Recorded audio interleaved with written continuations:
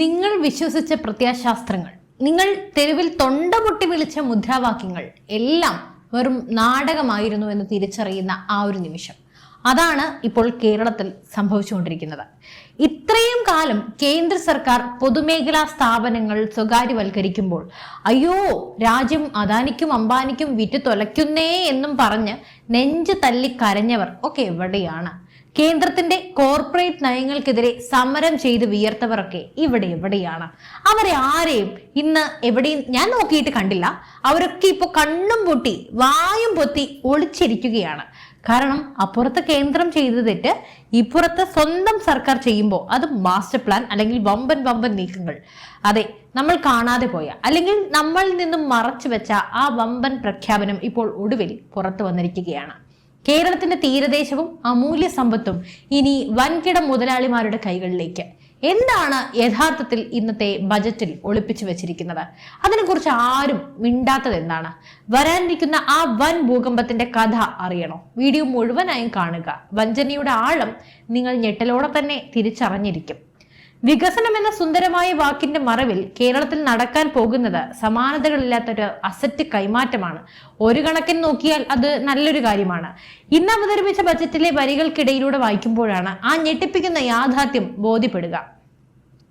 സംസ്ഥാനത്തെ പൊതുമേഖലാ ആസ്തികൾ, നമ്മുടെ സ്വന്തം സർക്കാർ വക ഭൂമിയും കെട്ടിടങ്ങളും സ്വകാര്യ പങ്കാളിത്തത്തോടെ വിട്ടു നൽകാൻ സർക്കാർ ഔദ്യോഗികമായി തീരുമാനിച്ചിരിക്കുന്നു. കേൾക്കുമ്പോൾ വികസനം എന്നൊക്കെ തോന്നാം, പക്ഷേ ഇതിന് പിന്നിലെ ലക്ഷ്യങ്ങൾ മറ്റൊന്നാണ്.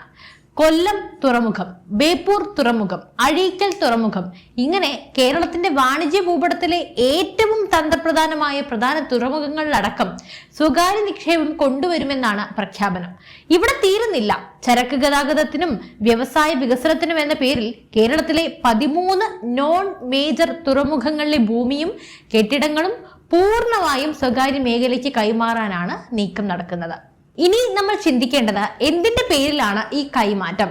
മാരിടൈം ടൂറിസം, ലോജിസ്റ്റിക്സ് ഹബ്, തീരദേശ മ്യൂസിയങ്ങൾ, കേൾക്കാൻ എന്ത് നല്ല രസമുള്ള വാക്കുകൾ. എന്നാൽ ഈ സുന്ദരമായ ലേബലുകളുടെ മറവിൽ യഥാർത്ഥത്തിൽ നടക്കുന്നത് എന്താണ്? സർക്കാർ ഭൂമി വൻകിട സ്വകാര്യ കമ്പനികൾക്ക് എഴുതി കൊടുക്കാനുള്ള വൻ നീക്കം. പൊതുമേഖലാ ആസ്തികൾ സംരക്ഷിക്കുമെന്ന് ജനങ്ങൾക്ക് ഉറപ്പു നൽകി അധികാരത്തിൽ വന്ന ഒരു സർക്കാർ ഇന്ന് അതേ പൊതുമേഖലാ ആസ്തികൾ പൂർണ്ണമായും സ്വകാര്യവൽക്കരിക്കാൻ പരസ്യമായി ഇറങ്ങിത്തിരിച്ചിരിക്കുന്നു. കേരള മാരിടൈം പോളിസി എന്ന പുതിയ നയത്തിലൂടെ സ്വകാര്യ നിക്ഷേപകർക്ക് ചുവപ്പ് പരവതാനിയാണ് ബജറ്റിൽ വിരിച്ചിരിക്കുന്നത്. പിന്നെ മറ്റൊരു വശം എന്തെന്നാൽ കേരളത്തിൽ നിന്ന് സ്വന്തമായി യാതൊരു വരുമാന മാർഗങ്ങളുമില്ല, ഇഷ്ടംപോലെ കടങ്ങളുമുണ്ട്. അപ്പോൾ ഇതേ മാർഗമുള്ളൂ. കേന്ദ്ര സർക്കാർ രാജ്യത്ത് പ്രധാന വിമാനത്താവളങ്ങളും തുറമുഖങ്ങളും സ്വകാര്യ പങ്കാളിത്തത്തോടെ വികസിപ്പിക്കാൻ തുനിഞ്ഞപ്പോൾ ഇവിടുത്തെ UDF നേതാക്കളും LDF നേതാക്കളും ഒക്കെ എന്തൊക്കെയാണ് വിളിച്ചു പറഞ്ഞത്? രാജ്യത്തെ കോർപ്പറേറ്റുകൾക്ക് അടിയറവ് വയ്ക്കുന്നു, പൊതുസ്വത്ത് കൊള്ളയടിക്കുന്നു, ഇതൊക്കെ ആയിരുന്നു ആരോപണങ്ങൾ. കേരളത്തെ, നമ്മുടെ രാജ്യത്തെ വിറ്റുതൊലയ്ക്കുമെന്നും രാജ്യത്തെ പണയപ്പെടുത്തുമെന്നൊക്കെ ഇഷ്ടംപോലെ വാക്കുകൾ കേട്ടിരുന്നു. കേന്ദ്രത്തിലെ BJP സർക്കാർ രാജ്യത്തിന്റെ സാമ്പത്തിക ഭദ്രതയും ആഗോള വികസനവും മുൻനിർത്തി കൊണ്ടുവന്ന ദേശീയ നയങ്ങളുള്ള നഖശിഖാന്തം എതിർത്തവർ ഇന്ന് അതേ നയം അതേപടി പകർത്തി കേരളത്തിൽ നടപ്പിലാക്കുമ്പോൾ അതിന് എന്ത് പേരിട്ടാണ് വിളിക്കേണ്ടത്? ഇനി ഈ ബജറ്റിലെ ഏറ്റവും വലിയ സസ്പെൻസിലേക്ക് വരാം. തെക്കൻ കേരള എക്കണോമിക് കോറിഡോർ. തിരുവനന്തപുരം, കൊല്ലം, ആലപ്പുഴ എന്നീ 3 ജില്ലകളെ പരസ്പരം ബന്ധിപ്പിച്ചുകൊണ്ട് സ്ഥാപിക്കുന്ന ഒരു വമ്പൻ സാമ്പത്തിക ഇടനാഴി. ലോകോത്തര നിലവാരമുള്ള വിഴിഞ്ഞം അന്താരാഷ്ട്ര തുറമുഖത്തിന്റെ സാധ്യതകൾ പരമാവധി പ്രയോജനപ്പെടുത്താനാണ് ഈ കോറിഡോർ എന്നാണ് ഔദ്യോഗിക വിശദീകരണം. എന്നാൽ ഈ 3 ജില്ലകളുടെ ഭൂമിശാസ്ത്രപരമായ പ്രത്യേകത എന്താണെന്ന് അറിയാമോ? നിങ്ങൾക്കറിയാമോ? തീരദേശത്തെ നിർണായകമായ ധാതു സമ്പത്ത്, ഇവിടുത്തെ കരിമണലിലും മണ്ണിലുമുള്ള അപൂർവ ധാതുക്കളുടെ റെയർ എർത്ത് എലമെന്റ്സിന്റെ നിക്ഷേപം ലോക പ്രശസ്തമാണ്. ഇക്കഴിഞ്ഞ കേന്ദ്ര ബജറ്റിലും ഇതിന് പ്രധാനപ്പെട്ട ഒരു മുൻഗണന ലഭിച്ചിരുന്നു. അതോടൊപ്പം സമാനതകളില്ലാത്ത സാധ്യതകളുള്ള ബ്ലൂ ഇക്കണോമി അഥവാ സമുദ്ര സമ്പത്ത്. ഈ 3 ജില്ലകളെയും തന്ത്രപരമായ ദേശീയ പ്രാധാന്യമുള്ളൊരു ഏകീകൃത സാമ്പത്തിക മേഖലയായി യോജിപ്പിക്കാനാണ് ഈ തെക്കൻ കേരള എക്കണോമിക് കോറിഡോർ ലക്ഷ്യമിടുന്നത്. ഇതുവരെ കാര്യങ്ങൾ കേൾക്കാനൊക്കെ കൊള്ളാം. എന്നാൽ ഇതിന്റെ പിന്നാമ്പുറങ്ങളിലേക്ക് നമുക്കൊന്ന് നോക്കാം. ഈ പദ്ധതിയെക്കുറിച്ച് വിശദമായൊരു പഠനം നടത്തുന്നതിനായി ഒരു വിദഗ്ധ ഏജൻസിയെ ചുമതലപ്പെടുത്തുമെന്നാണ് മുഖ്യമന്ത്രി VD സതീശൻ വ്യക്തമാക്കിയത്. ആരാണ് ഈ വിദഗ്ധ ഏജൻസി? എന്താണ് അവരുടെ പശ്ചാത്തലം? ഈ പഠന റിപ്പോർട്ടിന്റെ മറവിൽ വരാൻ പോകുന്നത് വൻകിട സ്വകാര്യ ലോബികളുടെ കടന്നുകയറ്റമല്ലേ എന്ന് ആരെങ്കിലും സംശയിച്ചാൽ അവരെ കുറ്റം പറയാൻ ഒക്കുമോ?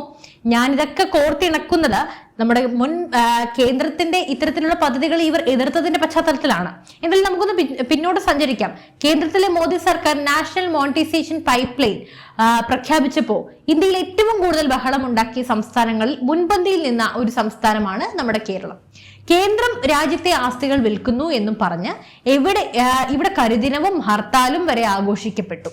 എന്നാൽ എന്താണ് കേന്ദ്ര സർക്കാർ സത്യത്തിൽ ചെയ്തത്? രാജ്യത്തിന്റെ അടിസ്ഥാന സൗകര്യ വികസനത്തിന് വൻതോതിൽ പണം കണ്ടെത്താൻ ഉപയോഗശൂന്യമായി കിടക്കുന്നതോ അല്ലെങ്കിൽ കാര്യക്ഷമത കുറഞ്ഞതോ ആയ സർക്കാർ ആസ്തികൾ ഒരു നിശ്ചിത കാലയളവിലേക്ക് സ്വകാര്യ പങ്കാളിത്തത്തിന് വിട്ടു നൽകി. അതിലൂടെ ലഭിക്കുന്ന വരുമാനം പുതിയ റോഡുകളും റെയിൽവേയും നിർമ്മിക്കാൻ വേണ്ടി ഉപയോഗിക്കുന്ന ഒരു തന്ത്രപരമായ സാമ്പത്തിക ശാസ്ത്രമായിരുന്നു അത്.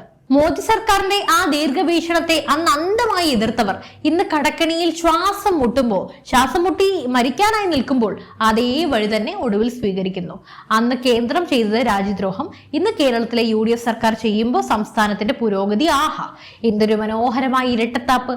കേന്ദ്രം അദാനിക്കും അംബാനിക്കും വിൽക്കുന്നു എന്ന് പരിഹസിച്ചവർ, ആക്രോശിച്ചവർ ഇപ്പോൾ സ്വന്തം മൂക്കിന് താഴെ 13 തുറമുഖങ്ങളുടെ ഭൂമിയും കെട്ടിടങ്ങളും സ്വകാര്യ കമ്പനികൾക്ക് എഴുതി കൊടുക്കാനായി പോകുമ്പോൾ മൗനവ്രതത്തിലാണ്.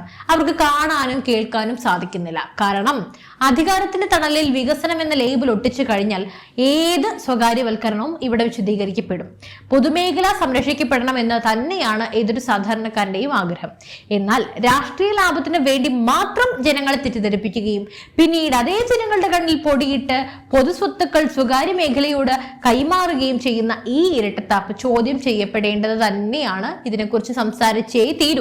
മാരിടൈം പോളിസിയിലൂടെയും എക്കണോമിക് കോറിഡോറിലൂടെയും കേരളത്തിലേക്ക് വരാൻ പോകുന്ന സ്വകാര്യ നിക്ഷേപങ്ങൾ ആരുടേതാണ്? ഈ തന്ത്രപ്രധാനമായ തീരദേശവും ധാതു സമ്പത്തും ഒടുവിൽ ചെന്നെത്തുന്നത് ഏത് കോർപ്പറേറ്റുകളുടെ കൈകളിലേക്കാണ്? വിദഗ്ധ ഏജൻസിയുടെ പഠനം എന്ന പേരിൽ ജനങ്ങളുടെ കണ്ണിൽ പൊടിയിടാൻ ഇനിയും സാധിക്കുമോ?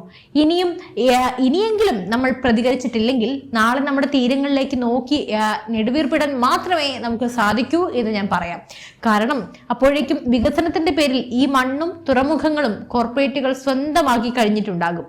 എന്തായാലും ഈ ഇരട്ടത്താപ്പിനെ കുറിച്ചും കേരളത്തിന്റെ പുതിയ സ്വകാര്യവൽക്കരണ നയങ്ങളെക്കുറിച്ചും നിങ്ങൾക്ക് എന്താണ് പറയാനുള്ളത്? നിങ്ങൾ ഇതിനെ എങ്ങനെയാണ് നോക്കിക്കാണുന്നത്?